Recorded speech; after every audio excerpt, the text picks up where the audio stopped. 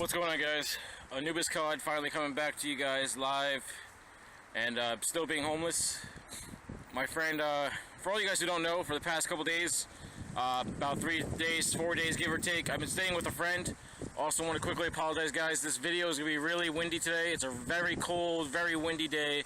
I have no clue what day it is. I've lost track of my days. I have to kind of go back and backtrack and count how many days it's actually been. But, now, most of you have been asking, why can't you stay with your friend? You know, how are you able to stay with him in the first place? You know, if you can stay with him for 3 days, why can't you stay with him for longer or permanently, or work something out? The reason being is because during the snowstorm, his landlord didn't come. His landlord comes and checks up on the apartment frequently, because the apartment he stays at is not exactly the best of sorts. There's a lot of drug dealers and alcoholics, not drug dealers, but drug users that stay there, and so the landlord has to frequently come by and check up on the place. But during the snowstorm, landlord was not coming out there during the snowstorm, just due to the roads being bad. And he's supposed to come back today, supposedly is what he's told anyway, or what he told me. But so that's why I can't stay out there, guys, because where he lives, it's a constant checkup. You know, landlords constantly come by, maintaining the place and checking up, making sure that there's no abuse or you know, drugs or alcohol on the premises. But anyway, so that's basically the reason why I can't stay there, guys. There's a lot of things I want to say, guys. There's a lot of things that have happened since my last video. I believe my last video was day 30. Since then, there's been a lot of new information revealed to me. Since then, my ex has blocked me from her Facebook, so I can no longer even view pictures or, you know, see pictures of my stepkids. There was also a conversation between my ex and my ex-friend's girlfriend. They were talking, and the conversation kind of went like this. Not exactly, but basically went like this, more or less. She messaged her saying, "Hey, what's going on? Have you talked to, you know, Emilio?" She goes, "No, I haven't talked to him forever, you know, in a while, blah, blah, blah." And then, you know, basically just, it started from there, just talking a whole bunch of shit. Well, good for you, glad that you're not talking to him anymore. You know, he was such a drain and a waste on our lives, and I'm so glad he's gone from our place. I'm glad that he's out of your life. This is my ex-friend's girlfriend talking to my ex, and my ex says, you know, "Oh yeah, I'm glad too, you know, I'm so glad that, you know, I got rid of him, that, you know, we're not together anymore, and this, that, and the other." Now again, guys, this isn't word for word or verbatim. Just basically a quick conversation that was placed between the two of them. And then basically, in the end, you know, she's talking about how, my ex is talking about how I haven't talked or called to the kids or texted. I sent her a quick text on Facebook saying happy birthday to her because it was her birthday. I should have asked about the kids, but I didn't. At the time, my thinking was just, you know, get my video out, hit Soup Kitchen, and just keep doing what I'm doing. And then once I get the ability to call, I would call and talk to the kids as soon as I could. As most of you guys know, my cell phone does not work. I do not have minutes. It's a prepaid cell phone, but I do not have any money to put minutes on it. Nor do I have money to put a plan on it. So this phone currently does not work for calls. So I have no way of texting or calling the ex, really, to talk to the kids. And I felt that, you know, if I was to message her on Facebook and ask about the kids, it wasn't really talking to the kids, it was talking to her, which is something she didn't want to do. She didn't want to talk to me in the first place. She just wanted me to keep coming in contact with the kids, which I don't mind. I love the kids. And then I found another conversation out between what was supposed to be my best friend. The guy was like a brother to me. Like, literally, we looked at each other like we were brothers, talking about we were going to be there for one another. We even stole a line from Bad Boys, the movie. I don't know if you guys know that movie. But basically in that movie, there's a line that goes, "We ride together, we die together, bad boys for life." And that was like our motto. That was like our thing, you know? Like, that's how close we were. We were like family, you know? Like, we were homeless together back when we were younger. And then when I got on my feet, you know, I took him in with me with another guy that was homeless. And, you know, we were living together for so long, and we were around each other all the time that we started butting heads, and we stopped getting along. And eventually it led to a fight, an argument, and he eventually left because, you know, we couldn't take each other anymore. We both got sick of each other. and he chose to leave. And then eventually, as time went on, we bumped into each other again, and you know, we hashed it out. We said, you know, we're sorry for the past. You know, it was just we were living together. We were, you know, we were growing apart. We were just spending way too much time together. Things were changing, you know, and it was time for a change. You know, he needed to go off and do his thing, and he needed to get his own place and, you know, get his life in order. And I respect that. And then, you know, later on in life, I found out he became homeless again or something. Something happened with his situation. I was with my ex at the time, and I talked to my ex about bringing him, you know, into our place to help him get back on his feet, you know, as a stepping stone. You know, instead of staying in a shelter or staying wherever he was staying, to give him that extra boost that, you know, a person would need. You know, someone that cares, someone that's going to be there and support them and push them. And that's what I did. You know, I eventually convinced the ex to bring him up here. I believe I paid for his bus ticket up here, his bus ticket up to Massachusetts, not up here. And, you know, he came and stayed with us for, I want to say, maybe like a week, 2 weeks.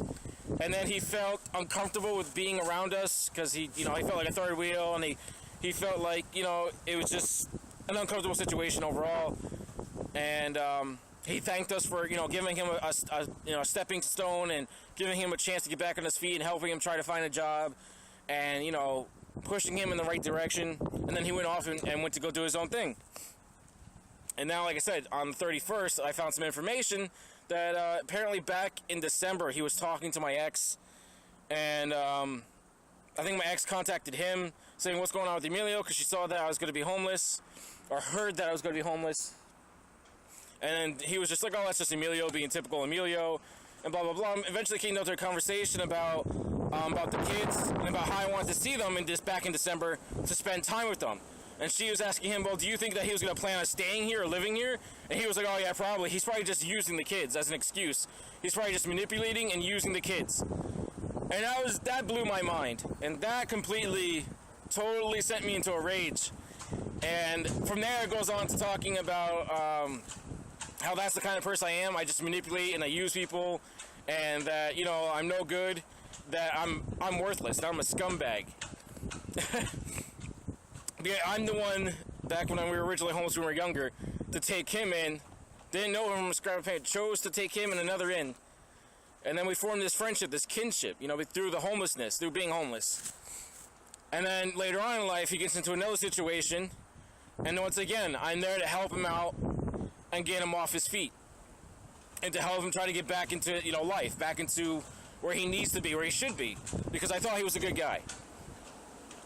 And then, you know, been there for this guy, and I'm not saying he hasn't been there for me. He's been there for me. You know, he hasn't helped me out or offered me a place to stay, but, you know, he's been there to talk to as an advice or to just vent to. But for him to go and turn around and then turn his back completely on me and talk all that shit about me was beyond belief, was incredible. So I've officially terminated all ties with him. There is no more conversation with him. I've said my piece with him, and that was it. Now, there was another incident, like I said, back, again, not another incident, but the same incident with my ex-friend's girlfriend. Now, she goes on to say that she's been stalking my YouTube, been stalking my Twitter, been stalking my Facebook. Now, she's been blocked from my Facebook, so apparently she's using her boyfriend's account or somebody else's account to go spy on my Facebook. So she has nothing better to do. Now, her name is Erin Estep. So, Erin Estep, if you're watching this video, it's glad to know that you have no life whatsoever, and you're that pathetic that you need to spy on my life and what's going on with me, and then to relay or share it with my ex.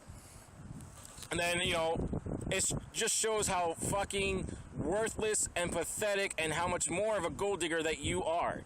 You're so fucking pathetic. Please, get off my dick, go fuck your boyfriend, leave me the hell alone, and stay the fuck out of my life. My life has nothing to do with you anymore.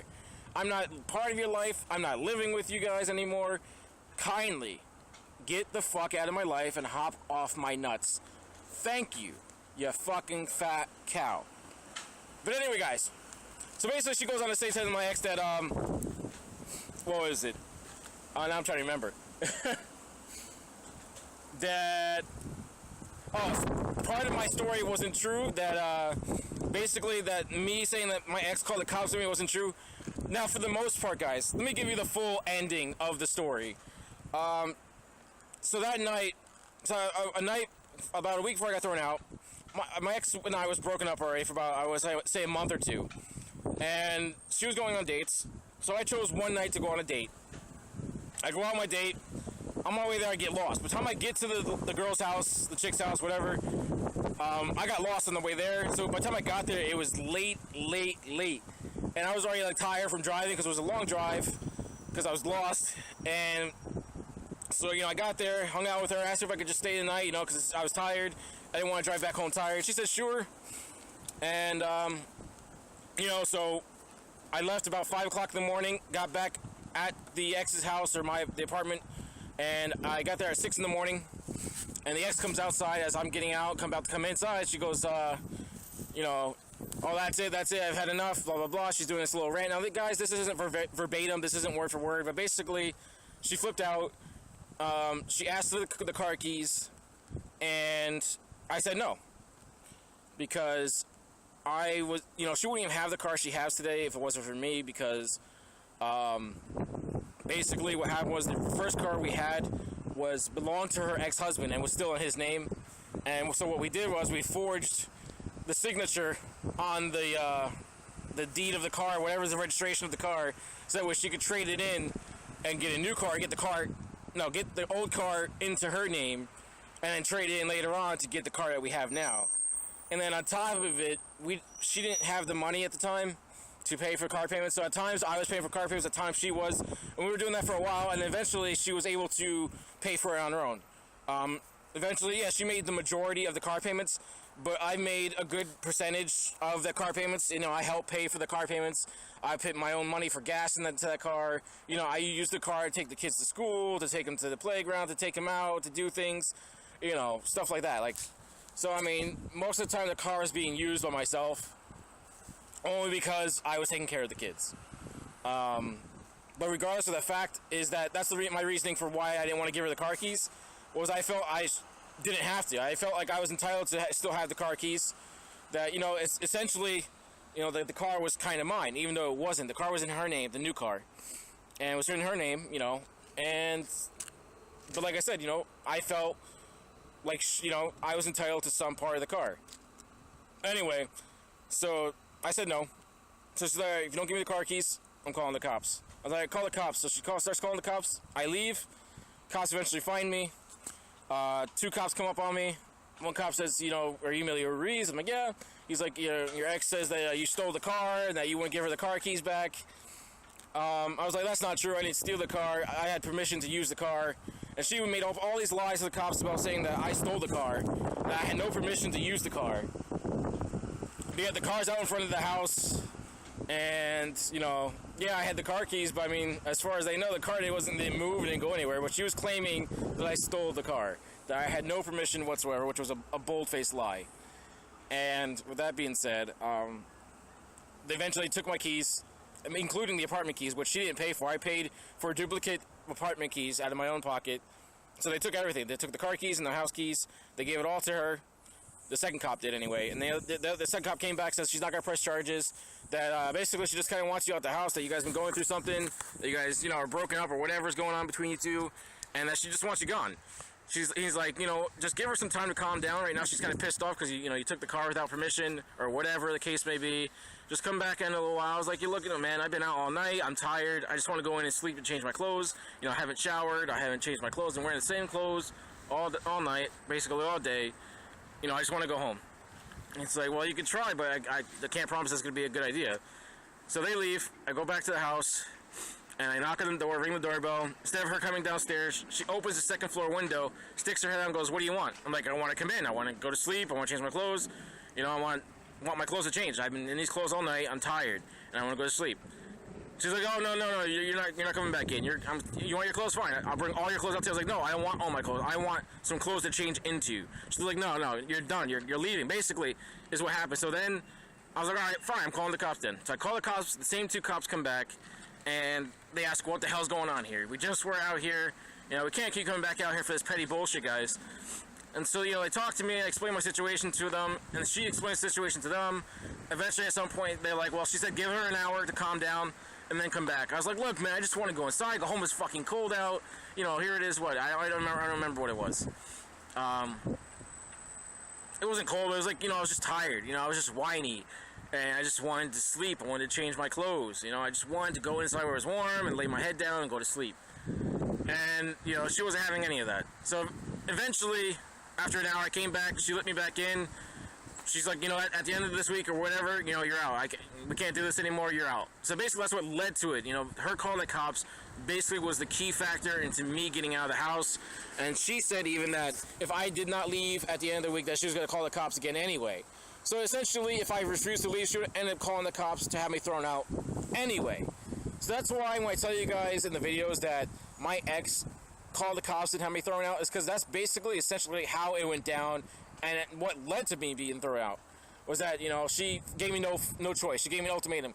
Get out or I'm calling the cops and they'll force you out. Because her name was on the lease. My name wasn't. You know, I was trying to talk to the landlord about getting my name on a lease. He wasn't having it. And, you know, that's just how it happens. So that's the whole story, guys. That's how it happened. Now, as far as me using the kids as an excuse to get money, no, it's not. You know, I love the kids dearly. With all my heart, 100%. Most of you guys that know me that have talked, that, you know, seen my kids in live streams or I've talked to about, you guys can tell from my demeanor and from my attitude that, you know, I love these kids 100% without a doubt, with no question about it. I love these kids like they were my own. You know, I'm not using the kids to get back on my feet. I'm not trying to make a sob story by using the kids, you know, by saying that, oh, you know, I can't see my kids anymore, because I can't. I really can't see my kids anymore. I'm in New Jersey. I have no car. I'm homeless. I have no money. And, you know, my situation sucks right now. And, you know, for Erin, the Estep, and for my ex's confirmation, I am truly homeless. Look at my videos. I've been posting videos for like nearly 40 days. I am 100% homeless regardless of what the fuck you guys think. And to my ex, before you start listening to other people about what they're saying or about what rumors they're spreading or whatnot, how about you talk to the horse's mouth first? Because you know who said to you about me, you know, manipulating and using the kids and trying to stay with you and trying to get back with you. That wasn't the case. I legitimately wanted to spend time with the kids. I had some money saved up to take a bus up there and to buy the kids some presents. I didn't have money to buy a hotel for 4 nights, 3 nights, whatever it was. You know, I don't give a shit that you're in a relationship with somebody. It was a fact, pure and simple, that I wanted to spend time with the kids, that I love the kids. I haven't been able to contact them because I don't have a working phone. That's what it comes down to. That is the truth. You can believe it or not. You can think that I want to get back with you, that I want to move back in with you. I just wanted to spend some time with the kids for the fucking holidays. That's all. That's all it was. So, I mean, believe what you want, believe what you will. But Erin Estep, you're a complete, worthless, sad sack of shit, you fat cow. And you know what makes you a gold digger? Is the fact that when you're a boyfriend and you moved to that place, who paid for the place? He did. He put the money down. You had no job. Who bought all the furniture that's in there? He did. Not you, because you didn't have a job. Who was paying the rent afterwards? Me and him. I was paying my share of the rent, and then you guys tried to get childish Erin Estep and try to start having him take the internet away because you didn't want for me to have it. You told him to take it away because, you know, I was playing video games or I wasn't looking for jobs. I filled out over 20 plus applications and only had 3 job interviews during my stay with you. Not my fault jobs aren't hiring. You guys knew my situation. You knew that it was going to be hard for me to find a job because I haven't worked in the past 4 or 5 years. You guys were already well aware of the situation. You guys knew it was going to be a struggle. You knew it was going to be hard. I applied at Burger King. I applied at McDonald's. Neither one of them ever got back to me. I kept calling some of these places back. They said that, you know, they're still reviewing applications. I told you every day what was going on, what I was doing, and I was still paying for rent, paying for my own food. You know, part of my rent was included was the cable and the internet. And then you guys try to take all that shit away from me and expect me to still pay rent. Fuck you. You're a gold-digging fat bitch. You paid for nothing. And even after you got a job, I doubt you paid for a damn thing. You didn't pay for the townhouse. You didn't pay for all the fucking furniture that's in there. You didn't pay for anything that's in that fucking house. Not a damn dime came out of your fucking pocket. You worthless fucking bitch. So shut your fucking mouth. Stop talking shit about others when you're fucking worthless. You're fucking stalking me when I have nothing to do with you. I'm not your fucking boyfriend. I'm not your man. I'm not your family. I'm not your brother. I'm not some distant cousin. Fuck off my nuts, please. End of rant. Thank you guys for staying tuned. I'll be doing another video. This is my morning/afternoon video. So my next video will probably be later on this afternoon, tonight, whatever. I don't even know what I'm doing anymore. But basically, guys, that's all I have to say today. You know, I know it's a lot to take in, and I kind of went on a ramble and just kind of going in circles. But I appreciate you guys tuning in. Stay tuned, guys, for more videos. Back on the grind.